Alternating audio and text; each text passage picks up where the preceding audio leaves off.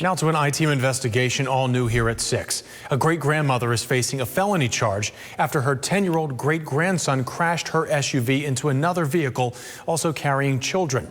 I-Team investigator Adam Walzer found out even though it put lives at risk, that choice to let her grandson drive may be what keeps her from serving jail time.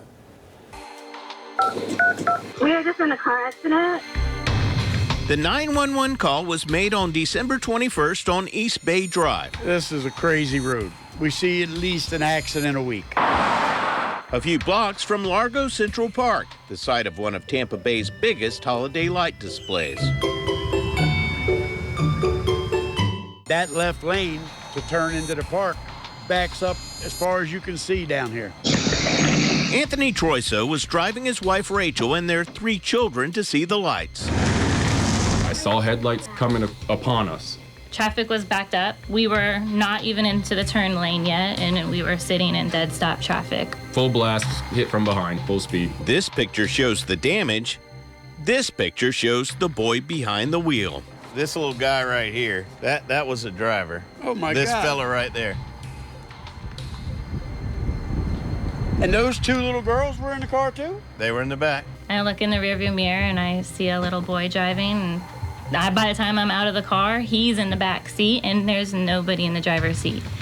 And I am like, what? Who was driving this car? This lady had her kids driving in the car, and he hit me, a fender bender, but she had a little boy driving. How old would you say he was driving?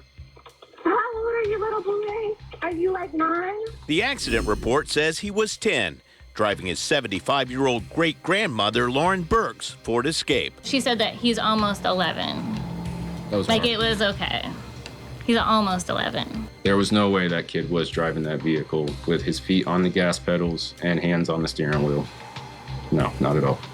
You think grandmother was helping him? There had to be help somewhere. And this lady seemed like intoxicated. According to the police report, Burke had a strong odor of alcoholic beverages emanating from her person, had difficulty standing, and was slurring her words.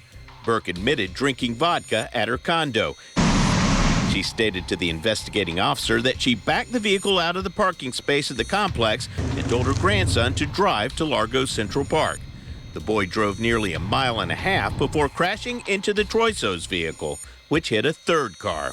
The car in front of you had a couple of kids in the car. Yes. You had 3 kids in your car. Mm-hmm.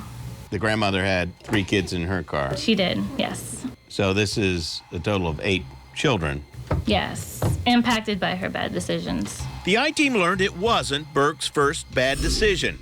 She was arrested for DUI in 2017 after crashing into a car parked in a driveway, causing $18,000 in damage. She lost her license for 6 months and was placed on probation for a year, during which time she was forbidden to drink alcohol.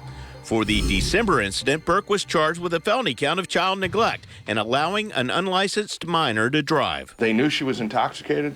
They didn't charge her with DUI. They didn't do field sobriety tests. They knew she had previously been convicted of a DUI with a crash. Attorney John McGuire represents the Troiso family in their personal injury case.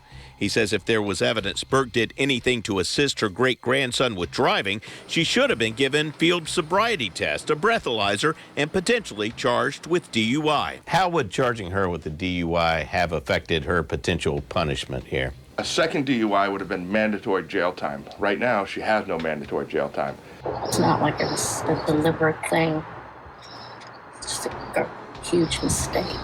Burke says she's paid, including thousands of dollars in lawyer bills. She can't have any contact with her great-grandchildren, and she has to wear an alcohol detection monitor. Did you not allow your great-grandchild to drive because you had a prior DUI? No, I don't think I was even thinking about that. That was done years ago. You thought he'd be better than you were in that situation? Maybe. I don't know. I can't even remember it. So sad. We showed our interview to Linda Unfried, who founded the Hillsborough County Mothers Against Drunk Driving chapter after her sister was killed by a drunk driver. Putting a 10-year-old who doesn't have experience with driving a car, is that just as bad as driving drunk yourself? Absolutely, absolutely. The endangerment that she put those children in and other citizens, that poor 10-year-old, I can't even imagine.